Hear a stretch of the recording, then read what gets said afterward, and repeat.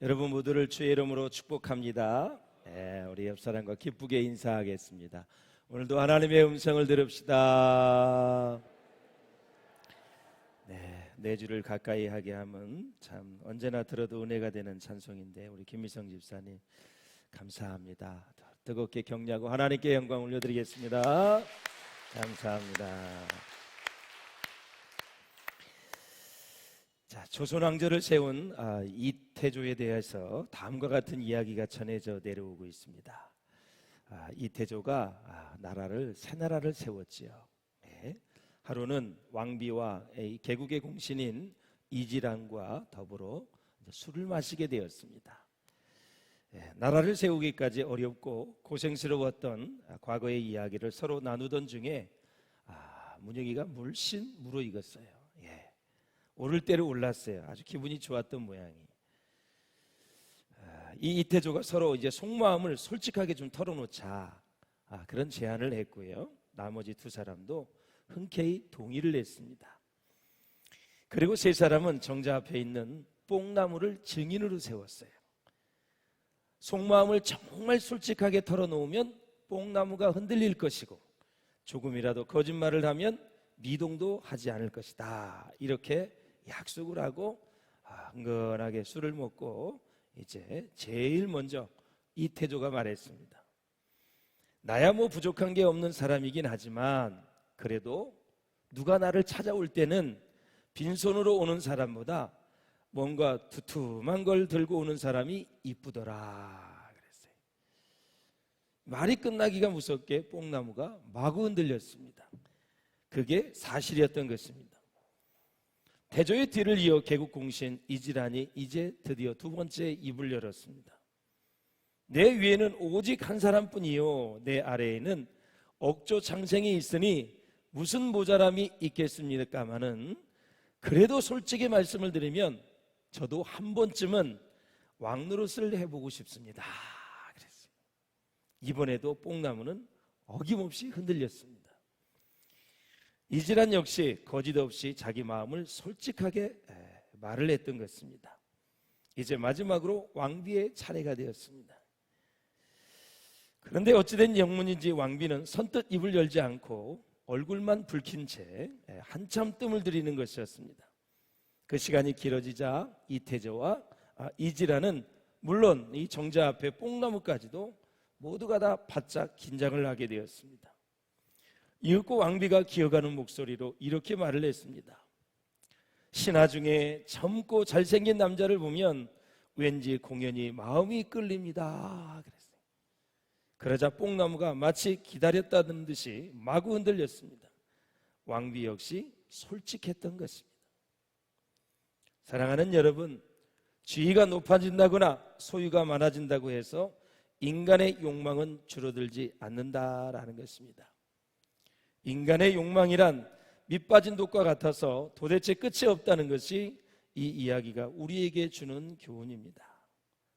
그와 동시에 여러분 또 하나의 교훈이 있습니다. 이 이야기 속에 등장하는 세 사람은 비록 바람직하지 못한 욕망을 갖고 있었을 망정 자신에 대해서는 솔직했다는 것입니다. 자, 또 자신의 욕망을 절제할 줄 알았다라는 것입니다. 이태조가 신하들에게 천문학적인 뇌물을 부당하게 요구했다는 기록이 없습니다. 이지란이 왕노릇을 해보기 위해서 쿠데타를 일으켰다는 이야기도 없습니다. 그리고 왕비가 젊은 남자와 불륜을 저질렀다는 이야기도 없습니다. 이런 면에서 오히려 욕망대로 무슨 짓이든 서슴지 않으면서도 자기 자신을 속이고 거짓말로 일관하는 현대인들이 이 세 사람보다 더 큰 문제를 가지고 있음을 우리는 함께 발견할 수 있다라는 것입니다. 본문에 나오는 예수님 앞에서 재판을 했던 빌라도는 예수님이 죄가 없음을 세 번씩이나 얘기했음에도 불구하고 그는 재판에 넘겨서 예수를 죽였습니다. 그 이유는 뭘까요? 자기의 욕망과 자기의 자리와 세상의 출세를 위해서 그는 양심을 속이고 죄가 없음에도 불구하고 예수님을 십자가에 못 박히도록 또 죽도록 넘겨준 그 죄를 천추만대에 씻을 수 없게 되었죠. 요세푸스에 의하면 이 재판 이후에 몇 년이 지난 다음에 빌라도는 파면을 당했다 그래요. 어떤 보직도 받지 못하고 로마 황제로부터 어떠한 직분도 받지 못하고 직책을 받지 못하고 그는 갈리굴라 황제 때 자살을 하고 말았다라는 거죠. 예수님 곁에 있었던 두 사람, 가룟 유다와 이 빌라도는 결국 자살로 인생을 마감을 했습니다. 사랑하는 여러분, 양심을 속이고 진실하게 살지 못하고 하나님의 뜻을 이루지 못하는 예수님 곁에 있었던 사람들, 예수님의 접하는 사실 목요일 저녁부터 금요일까지 이어졌거든요. 하루만 양심대로 살았으면 그는 구원도 받았고 사도신경에 등장하지 않는 천추만대의 악명 높은 사람으로 불리지 않는 복을 받았을 것입니다. 하루를 살아도 주의 영광을 위해 살고 하루를 살아도 하나님의 뜻에 따라 사십시오. 그리고 하나님의 영광을 위해서 몸부림치십시오. 우리의 인생은 하나님 앞에 있다라는 사실을 잊지 마시고 오늘 본문의 말씀을 통해서 함께 예수님께서 왜 침묵을 하셨고 그 침묵의 의미는 무엇이고 오늘날 현대인들이 이 땅을 살아가면서 왜 예수님의 모습을 본받아야 되는지 함께 은혜를 나누도록 하겠습니다.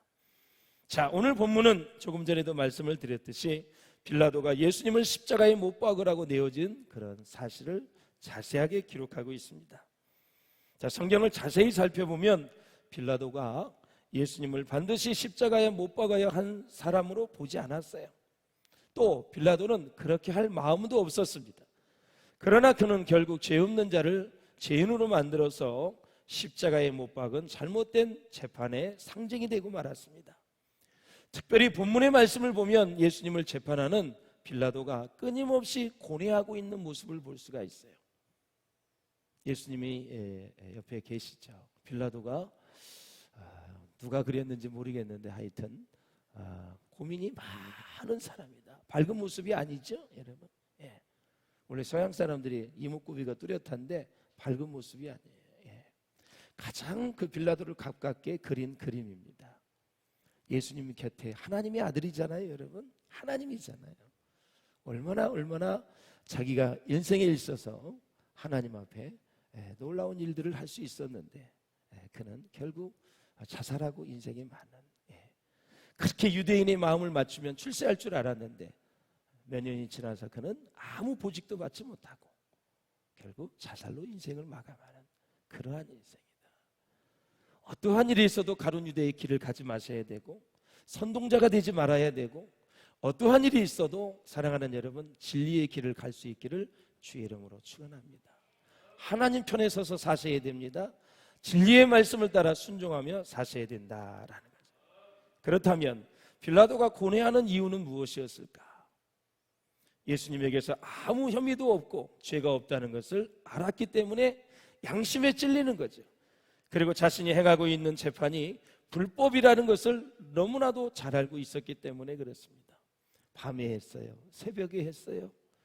수많은 것들이 다 불법인데도 불구하고 그는 유대인들의 아우성에 견디지 못했다라는 것입니다. 진리가 무엇이냐 이렇게 또 예수님에게 물었어요. 빌라도는 이 말을 하고 다시 유대 사람들에게 가서 나가가지고 이렇게 말했습니다. 38절에 보니 나는 그에게서 예수에게서 아무 죄도 찾지 못하였노라. 예수님에 대한 빌라도의 첫 판결은 무죄였습니다. 세상에 어느 누구도 예수님에게서 죄를 찾아낼 수가 없었습니다. 베드로전서 2장 20절을 보실까요? 시작. 그는 죄를 범하지 아니하시고 그 입에 거짓도 없으시며. 더 나아가 예수님은 우리에게 놀라운 일들을 감당하셨는데 베드로전서 2장 24절입니다. 시작. 친히 나무에 달려 그 몸으로 우리 죄를 담당하셨으니 이는 우리로 죄에 대하여 죽고 의에 대하여 살게 하려 하심이라. 그가 채찍에 맞음으로 너희는 나음을 얻었나니. 아멘. 아멘. 빌라도가 예수님께 가장 먼저 한 것은 그를 데려다가 채찍질을 하게 됐죠. 1절에 보니까 이에 빌라도가 예수를 데려다가 채찍질 하더라. 빌라도는 예수님을 십자가에 처형하는 대신에 약식 처형을 결정을 하지요. 그것이 바로 채찍질입니다.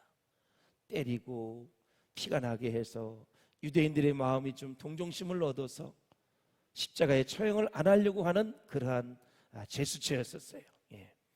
그래도 당시의 채찍질은 얼마나 무서웠는지 단순한 형벌이 아닙니다. 이 채찍질 끝에 뭐가 있냐면은 아주 뾰족한 날쌘 납덩이가 있어요. 세부치한 것이 있어요. 한번 맞아지면 그냥 옷이 찢어지고 살점이 뚝뚝 떠들어 나가면서 피가 낭자하게 흘렀던 그런 모습을 우리가 볼 수가 있어요. 빌라도는 우선 채찍으로 예수님을 때려 유대인들의 마음에 호소해서 동정심을 유발하려는 계산을 했었을 것입니다. 그리고 이제 가시로 만든 면류관을 예수님의 머리에 씌우게 되지요. 이 가시 면류관을 만든 나무는 예루살렘 근처에서 잘 자라고 휘어지는 스피나 크리스트라는 나무, 저거예요. 굉장히 길지요. 날카롭습니다. 단단합니다. 이것을 몇 것을 엮어가지고 예수님의 머리에 씌운 거예요. 저걸 그대로 이렇게 하나만 한 게 아니라 서너 개짜리를 계속 묶었으니까, 그러니까 얼마나 가시가 많고 길겠어요. 이 관자놀이까지 다 찔러가지고 아주 피가 낭자하게 흘릴 수밖에 없고, 저 고통은 이루 말할 수가 없는 것이죠. 그래서 2절에도 보니 군인들이 가시로 관을 엮고 그 머리에 씌우고, 가시로 만든 면류관을 씌우면서 머리에서 피가 흘려 얼굴은 정말 피범벅이 되었습니다. 2절에도 보니까 자색옷을 입히고 그랬습니다.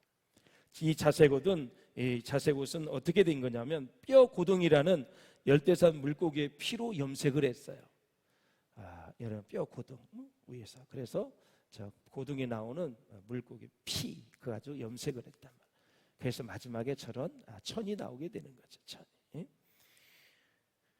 그래서 본문에서 예수님께 입혀드린 자색옷은 아마 헤롯 왕이나 총독 빌라도가 입다가 버린 것이었을 것이다 말하고 있어요. 한마디로 멸시와 천대를 한 몸에 다 입으신 것입니다. 당시의 왕들은 권위의 상징으로 자주색 옷을 입었는데 예수님이 유대인의 왕이라는 말씀을 조롱하는 의미에서 자주색 옷을 입혔다라는 것입니다.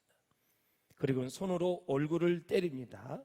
3절에 보니 앞에 가서 이르되 유대인의 왕이여 평안할지어다 하며 손으로 때리더라 그랬습니다. 왜 로마 군인들은 이렇게 예수님을 조롱했을까요? 아마 두 가지 이유가 아닌가 이렇게 생각을 합니다. 하나는 그동안 심심했던 것입니다. 사람이 파병을 받아서 특별한 일이 없으면 무료하게 되죠. 그러다가 갑자기 때릴 건수가 하나 생기니까 때리는 재미를 붙이기 위해서 조롱을 했을 것이다. 그리고 또 다른 하나는 이유는 유대인들에 대한 미움이 작용했을 것이다. 지금 로마 군인들은 유대인들 때문에 그 로마에서 예루살렘까지 먼 곳으로 갔어요. 지금은 차가 있고 비행기가 있지만 당시는 배로 왔기 때문에 얼마나 힘든지 몰랐죠. 고생을 했습니다. 그러다가 유대인의 왕이라는 자가 잡혀왔다고 하니까 그동안 유대인들에 대한 분풀이를 이 예수님에게 다 쏟아부은 거예요. 사실 사람이 다른 사람을 때린다는 것은 굉장한 미묘한 것입니다. 왜냐하면 사람에게는 하나님의 고귀한 형상이 담겨져 있기 때문에 그렇습니다. 그래서 이 죄인인 인간이 다른 사람을 때릴 때에는 하나님의 형상을 파괴하는 쾌감이 있다 그래요. 그래서 때리는 사람은 계속 때립니다. 왜? 하나님의 형상을 파괴하는 쾌감이 있어요. 이 죄인들이기에.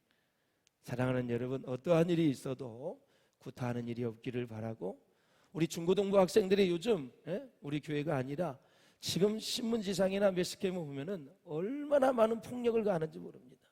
그들은 때리면서 하나님의 형상을 파괴하기 때문에 쾌감을 느끼는 거예요. 죽고 나서 이제 후회를 하지. 때리다 보니까 죽었어. 몇 년, 몇십 년을 또 감옥에 가서 살아야 되지요. 사랑하는 여러분, 어떠한 일이 있어도 구타하거나 폭력을 조심하시기를 바라고, 마치 자기가 사람을 때리면 신이 된 것 같은 우울감을 느낀대요. 그래서 폭력을 행사하는 사람은 계속 때려요. 군생할 때도 보면 때리는 놈은 계속 때려.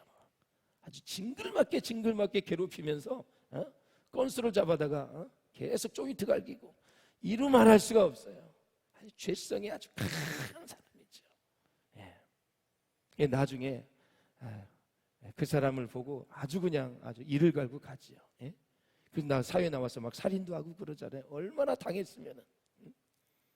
사랑하는 여러분, 이 군인들이 예수님을 때리면서 쾌감을 느낀 거예요. 사랑하는 여러분, 인간의 참모습은 극단적인 상황에서 좀 더 선명하게 나타났지요. 평안할 때에는 진실이 숨겨지는 경우가 참 많이 있습니다. 선인지 악인지 의인인지 죄인인지 이것이 사랑인지 미움인지 알 수 없을 정도로 혼란스러울 때, 혼돈스러울 때가 있다라는 것입니다. 잘 아시다시피 우리 예수님께서는 요한복음 1장의 말씀처럼 말씀이 육신이 되어 이 땅에 오신 분입니다. 그러나 이 세상에 사시는 동안 그대로 묻혀 있었어요. 30년 동안 묻혀 있었어요. 그래서 종교개혁자 마르틴 루터의 말을 빌리자면 더 히든 월드라고, 바로 숨겨진 말씀이다. 30년 동안 숨겨져 있다가 이제 공생애를 시작을 하게 되죠. 숨겨진 하나님의 말씀으로 그대로 묻혀 계시다가 예수님께서 드디어 세례 요한에게 요단강에서 세례를 받고 난 이후에 말씀을 가르치기 시작할 때 예수님의 진면목이 드러나게 되죠. 이렇게 예수님께서 본격적으로 사역을 하실 때 수많은 질병을 고치시고 불쌍한 사람들을 잘 돌보아 주시고, 그러다가 결정적으로 주님께서 주님이 되시고 하나님의 아들이 되시는 것은 역시 어디에서 볼 수 있어요? 십자가의 사건에서 엿볼 수 있다라는 거예요. 그러므로 십자가가 없는 예수님의 교훈은 생각할 수도 없습니다. 십자가가 없는 예수님의 이적에 무슨 의미가 있겠습니까? 십자가로 말미암아 예수님의 능력과 교훈과 그 권능이 새로운 의미로 다가오게 되는 거죠. 그래서 골고다 언덕에 예수님께서 내 죄를 위해서 십자가에 못 박혀 죽어주신 이 사건을 중심으로 신약을 보고 구약을 보면 전부 다 새롭게 해석이 되어지는 거죠. 할렐루야. 왜? 모든 성경은 예수님에 대해서 말씀하시는 거니까. 예수님에 대해서, 그러니까 예수님을 우리가 믿고 그 십자가에 돌아가신 예수님의 사건 중심으로 거기에서 쫙 신약을 보고 사복음서를 보고 구약의 창세기부터 여러분 쫙 말라기까지 보면은 쫙 눈에 들어오게 되죠. 얼마나 의미가 깊은지 모릅니다. 그래서 성경을 말씀합니다. 예수님께서 채찍에 맞으신 것은 우리가 맞아야 할 것을 예수님이 대신 맞으신 것이다. 우리가 조롱당해야 할 것을 대신 당하신 것이라고 말씀하고 있습니다. 이사야 말씀 같이 보겠습니다. 시작. 그가 찔림은 우리의 허물 때문이요 그가 상함은 우리의 죄악 때문이라. 그가 징계를 받음으로 우리는 평화를 누리고 그가 채찍에 맞음으로 우리는 나음을 받았도다. 아멘. 정말 우리에게 감사한 것은 나의 그 조롱을 대신 당하신 분이 있다는 거, 내가 맞아야 할 채찍을 대신 맞으신 분이 있다는 거, 그분이 바로 우리의 죄를 위해서 이 땅에 오신, 우리를 구원하신 예수님이시다라는 것입니다. 사랑하는 여러분, 우리 예수님이 이 정말 모순된 재판 앞에 서 계셨습니다. 죽음 앞에 서 계셨어요. 결과를 예수님은 다 아시고 계십니다. 그러나 우리의 예수님의 마음은 고요하고 또 정말 평화롭습니다. 그 얼굴에는 평화가 있습니다. 분노도 없습니다. 속이 막 끓어올라야 되는데 끓어오르는 마음도 없습니다. 속이 막 들끓어 올라야 되는데 들끓는 그런 마음도 없습니다. 이미 결론을 다 가지고 계시고 조용히 서 계십니다. 침을 뱉든지 따귀를 때리든지, 그리고 또 가시멜리관을 씌우든지 말든지, 자석옷을 입혔다 벗겼다 하든지, 갈대로 치든지 말든지 무슨 짓을 해도 조용히 침묵하며 서 계시는 예수님의 모습을 볼 수가 있습니다. 예수님께서는 이 십자가 죽음 뒤에 있는 영원한 생명뿐만 아니라 영생의 부활, 영광의 부활의 아침을 바라보고 계시면서 있는 것입니다. 그래, 이걸 줘야, 이렇게 죽어야 인류가 구원을 받고 죄사함을 받지.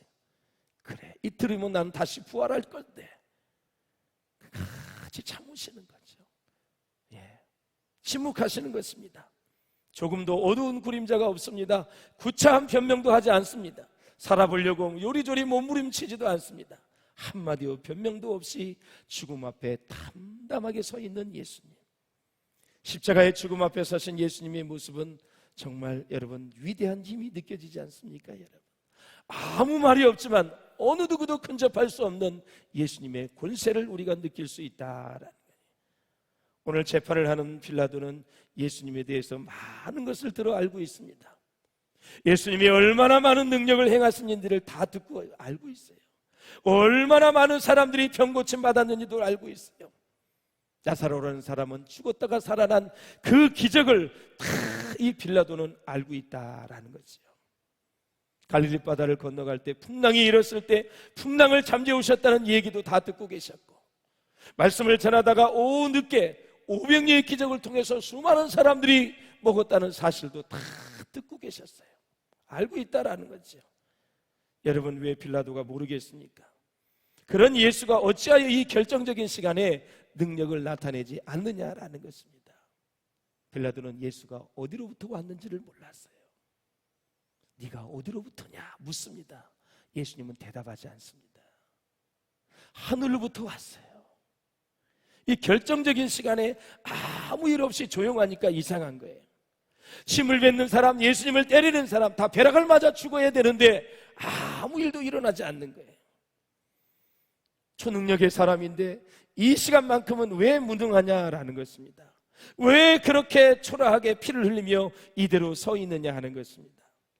그런가 하면요, 여러분, 시기와 질투 때문에 예수님께서 여기까지 끌려왔다는 것도 빌라도는 익히 다 이미 알고 있습니다. 여러분, 모르는 게 아니에요. 수많은 사람들이 예수님을 따르고 있다는 것도 알고, 예수님을 죽였을 때 얼마나 후폭풍이 있을 것이라는 것도 다 알고 있었던 사람이 바로 빌라도였다라는 거예요. 빌라도는 예수님이 죄가 없다고 말하면서 왜 때리고 가시멜르간을 씌웁니까? 여러분, 왜 매로 계속 치는 것입니까? 이미 다 성경대로 이루어지고 있어요. 누가복음 보실까요? 예루살렘을 향하여 올라가기로 굳게 결심하시고, 이 예수님의 결심입니다. 예수님은 하나님이 작정해 주신 그 길, 예정하신 그 길을 계속 가시는 거예요. 마태복음 20장 28절에 예수님이 이 땅에 오신 목적이 있잖아요. 시작. 인자가 온 것은 섬김을 받으려 함이 아니라 도리어 섬기려 하고 자기 목숨을 많은 사람의 대성물로 주려 함이니라. 아멘. 예수님이 죽기 위해서 이 땅에 오신 거예요. 죽기 위해서 오신 거예요. 예수님께서는 하나님께 모든 생명을 다 위탁해 버리셨습니다. 빌라도가 예수님께 죄가 없다고 3번씩이나 선언을 했지만 유대인들은 여전히 예수님을 십자가에 못 박아야 한다고 소리를 지릅니다. 참 미친 짓이죠. 그 이유가 무엇일까요, 여러분? 인간의 본질적인 죄 때문에 그렇습니다.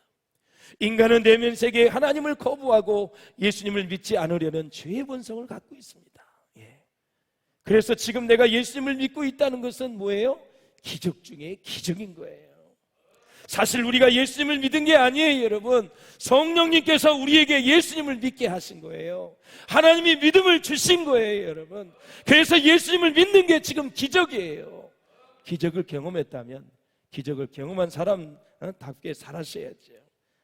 유대 군중들은 복음을 깨닫지 못했기 때문에 율법에 얽매여 자기들이 하는 일이 옳은 줄을 알았어요, 여러분. 충동적인 대중심리 때문에 그래요. 대중은 옳고 그름보다는 군중심리에 따라 흥분하게 됩니다. 빌라도는 이 예수님의 말씀에 무시를 당하자 화가 나서 권력에 대해서 얘기합니다. 빌라도가 이르되 내게 말하지 아니하느냐? 내가 너를 놓을 고난도 있고 십자가에 못 박을 고난도 있는 줄 알지 못하느냐? 예수님께서 말씀을 하셨어요. 그래서 뭐라 그랬냐면, 야 빌라도가 네가 어디로부터 하냐? 예수께서 대답해 주지 않았잖아요. 너가 가지고 있는 권력 다 위로부터 주신 거야. 하늘로부터 주신 거야. 빌라도는 권력이 어디로부터 오는지를 몰랐어요. 그 바로 앞에 있는 예수님이 그에게 권력을 준 건데, 그 권력을 가지고 내가 너를 놓을 권세도 있고 뭐 풀어질 권세도 있고 적반하장이지요. 진리를 모르면 이렇게 무지한 겁니다. 분별력이 없으면 이렇게 멍청한 짓을 하는 것입니다. 비참한 인생의 길을 가는 것입니다. 여러분들에게 깨닫는 은혜가 있기를 주의 이름으로 축원합니다. 영적인 분별력이 있으시기를 주의 이름으로 축원합니다. 그래서 예수님이 위에서 주지 않으셨더라면 네가 나를 해칠 아무런 고난도 없었을 것이다, 이렇게 말하는 거예요. 모든 권세는 하나님한테서 나온다는 뜻인데 빌라도는 세상 권세에 대해서 말하고 있고 예수님은 하나님 나라의 권세에 대해서 말씀하고 있는 것이죠. 서로 관점이 다른 것입니다. 세상은 똑같은데 하나님을 믿는 사람과 믿지 않는 사람이 보는 관점이 서로 다릅니다. 사랑하는 여러분, 예수 믿는 우리 크리스찬들이 믿지 않는 사람의 관점으로 살려고 하니까 고민이 많아요. 갈등이 많아요. 너무너무 힘든 거예요. 양다리 걸치면 안 되는 거예요, 여러분. 그래서 사랑하는 여러분, 예수 믿고 내가 복 받았다 하면 무엇을 생각하십니까? 믿지 않는 사람, 혹시 믿는 사람이다 할지라도 출세하고 돈 많이 벌고 장수하고 건강하고 유명해지고 자식 잘 되는 거, 명예와 권력을 가지면 다 복을 받았다고 얘기를 해요. 이러한 복의 개념을 크리스찬도 버리지를 못합니다. 계속 이러한 복을 달라고 기도하면서 응답이 없으면 갈등하고 시험에 빠지고 하나님은 무능력하다고 얘기를 하는 것입니다. 여러분, 제발 이런 걸 가지고 기도하다가 응답이 없다고 시험에 들지 않기를 바랍니다. 사람은 병들 수도 있고 사고가 나 죽을 수도 있고, 여러분 욥을 보십시오. 그렇게 예수 잘 믿어도 그런 아픔을 당할 수도 있는 거예요. 그런 현상을 보고 나는 복을 못 받았다고 하고 하나님은 죽었다고 얘기하고 하나님에 대해서 원망불평하지 말라는 것입니다. 성경에서 말하는 복은 뭐예요? 심령이 가난한 자가 복이 있다 그랬어요. 애통하는 자가 복이 있다 그랬어요. 심령이 청결한 자가 하나님을 볼 것이라 그랬어요. 계시록을 보면 하나님의 말씀, 여호와의 말씀을 읽고 듣고 지키는 자가 복이 있다 그랬어요. 시편 1편에 보면 복 있는 사람은 악인의 꾀를 쫓지 않는다 그랬어요. 복 있는 사람은 죄인의 길에 서지 않는다 그랬어요. 복 있는 사람은 오만한 자리에 앉지 않는다 그랬어요. 주야로 말씀을 묵상하는 자가 복이 있다 그랬어요. 이런 사람이 시냇가에 심은 나무가 시대를 따라 과실을 맺듯이 그 행사가 다 형통하다고 말씀하셨어요. 그러므로 사랑하는 여러분, 세상 사람들이 추구하는 그 복을 복으로 생각하지 말고 너희 모든 사람이 하나님의 나라와 의를 구하면 그런 것들은 다 하나님이 덤으로 주시는 거예요. 그걸 목적으로 가지고 기도하다가 안 되면 실망하지 말고 시험에 들지 말라는 거예요. 할렐루야. 복에 대해서 잘 응해. 복에 대한 관점, 권력에 대한 관점, 빌라도는 잘못 알고 있는 거예요. 그러니까 멸망의 길로 가는 것입니다. 말씀을 맺겠습니까, 사람 여러분? 이제 이 복과 권력에 대해서 혼동하게 되면 우리는 끊임없이 고민하고 괴로워하고 갈등하게 된다라는 것입니다. 그러므로 복 중의 복은 뭐냐? 예수님을 믿는 것이 최고의 복입니다, 여러분. 지금도 믿어지는 것이 최고의 복입니다. 내가 이 세상에 속한 사람이 아니라 하나님 나라의 백성으로 자녀된 권세를 가지고 살아가는 것이 최고의 축복이다라는 거예요. 그런데 예수님 마지막 죽으면서까지 한 가지 꼭 꼬집습니다. 날카롭게 지적합니다. 11절을 보십시오. 시작. 그러므로 나를 내게 넘겨준 자의 죄는 더 크다 하십니다. 빌라도에게 말합니다. 나를 넘겨준 자, 네가 지은 죄보다 나를 넘겨준 자의 죄, 대제사장 가야바의 죄가 더 크다 얘기를 하는 거예요. 우리는 종교인으로서, 신앙인으로서 하나님 앞에 정직하게 진실하게 살아갈 수 있기를 주의 이름으로 축원합니다. 하나님을 이용해서, 교회를 이용해서 뭘 하려고 하지 마십시오. 교회와 하나님은 이용의 대상이 아니라 우리가 하나님을 잘 섬겨야 될 대상입니다.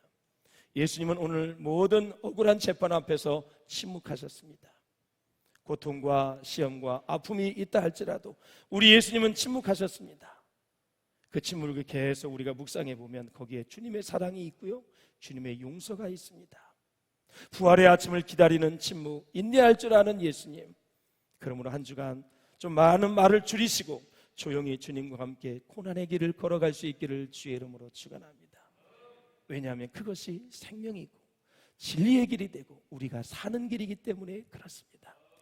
세상 사람들이 추구하는 복에 여러분 정신 나가서 정말 어쩔 줄을 몰라 하고 혼란스럽게 제발 좀 그렇게 살지 마시고, 난 구원받아서 내가 예수 믿고 천국 갈 수 있어, 주님이 나와 함께 하셔, 나에게 말씀이 있어, 내가 섬기는 교회가 있어, 하나님이 내 안에 계셔, 성령이 내 안에 간섭해 주셔, 이러한 놀라운 것들을 가지고 자랑을 하고 어디를 가나 십자가에 구원받아 내가 하나님의 자녀된 이 놀라운 축복을 만천하에 자랑할 수 있기를 주님의 이름으로 축원을 드립니다. 그러므로 사랑하는 여러분, 기도하실 때도 다음 세대에도 우리뿐만이 아니라 복음을 부끄러워하지 않는 그러한 다음 세대가 세워질 수 있도록 여러분 기도할 수 있기를 주의 이름으로 축원합니다. 나는 아무 자격이 없는데 하나님이 날 돌보아 주십니다. 거기에 대해서 감사할 수 있기를 주님의 이름으로 축원을 드립니다. 여호와를 경외하는 자들이 이 땅에서 일어날 수 있도록, 하나님의 복음이 편만하게 증거되어 줄 수 있도록 정말 세상에 나가 예수 그리스도가 나의 하나님이라고 말할 수 있고 부끄러워하지 않는 그 구원이 예수를 통해서 온다고 말할 수 있는, 선포할 수 있는 사람들이 다시 일어날 수 있도록 여러분 기도할 수 있기를 주의 이름으로 축원합니다. 말씀을 뵙겠습니다. 사랑하는 여러분, 정말 우리가 이 땅에 살면서 예수 그리스도를 믿는 것은 놀라운 축복입니다. 빌라도처럼 양심에 어긋난 일을 하지 마시고 진실과 정직과 진실로 하나님 앞에 영광을 돌리시기를 바라고, 아, 저 사람 예수 믿는 사람 비전교회 성도야, 이렇게 여러분 생각을 할 때, 아, 역시 신앙인다워, 역시 크리스찬다워, 이런 소리를 들을 수 있는 저와 여러분 될 수 있기를 주의 이름으로 축원합니다. 그것이 바로 예수님의 빛과 소금이 되는 것입니다. 빌라도처럼 여러분 비운의 삶을 살지 마시고 내게 깨달아진 말씀을 마음에 붙잡고 정말 주님을 향한 결단이 오늘 이 시간 있으시기를 주의 이름으로 축원합니다. 기도하겠습니다.